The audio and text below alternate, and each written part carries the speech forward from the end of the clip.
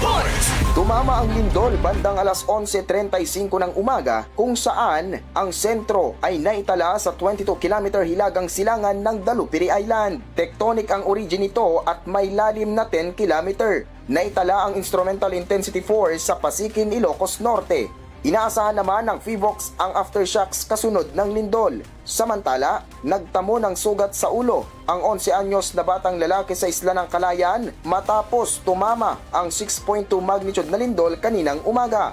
Ayon sa Municipal Disaster Risk Reduction and Management Office o MDRRMO Calayan na rumesponde sa insidente, nauntog umano ang bata sa kanilang kubo matapos itong tumakbo nang maramdaman ng lindol na sanhi ng kanyang pagkasugat. Agad namang dinala sa pagamutan ang bata na ngayon ay nasa maayos ng kondisyon. Sa ngayon, patuloy ang ginagawang assessment ng mga otoridad sa posibleng iniwang pinsala ng naturang lindol. Kasama mo sa 98.5 IFM Kawayan. Ako si Radyoman Rayward Mata, Tatak RMN.